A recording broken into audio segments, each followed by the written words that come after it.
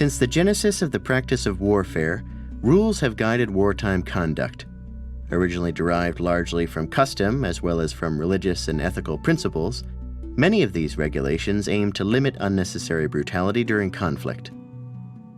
Over the course of centuries, these rules evolved and have since been codified as International Humanitarian Law, or IHL.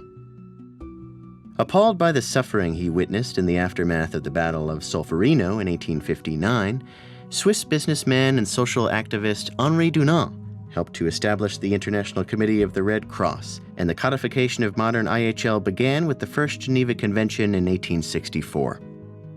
Over the course of subsequent decades, states revisited and expanded upon this body of law.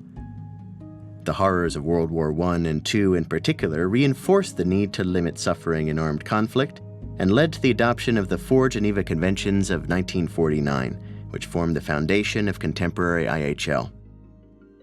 Since then, states have negotiated and concluded other international agreements regulating armed conflict, including 3 additional protocols to the Geneva Conventions and a series of weapons treaties that have expanded humanitarian protections in armed conflict.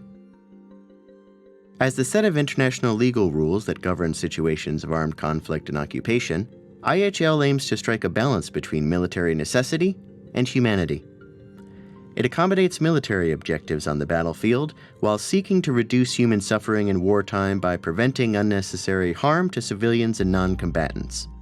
In doing so, it establishes a minimum set of standards for conduct during warfare. IHL protects those who are not fighting or are no longer able to fight, such as civilians, prisoners of war, and the wounded.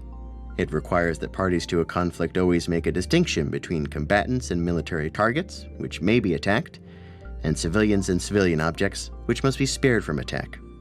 Attacks against military targets also have limits. Combatants must always observe the principle of proportionality, which limits anticipated collateral damage to civilians and civilian objects resulting from attacks against legitimate targets. Parties to a conflict must take all feasible precautionary measures to avoid harming civilians or destroying resources essential to their survival, such as critical infrastructure or the natural environment. In order to enable critical assistance to reach those in need during wartime, IHL protects humanitarian actors in operations and conflict settings. IHL also provides the basis for humanitarian actors to engage with parties of a conflict and to gain access to affected populations in order to deliver effective humanitarian assistance during wartime. It is especially important for humanitarian actors to understand IHL since it establishes the fundamental protections for civilians and aid workers in times of armed conflict.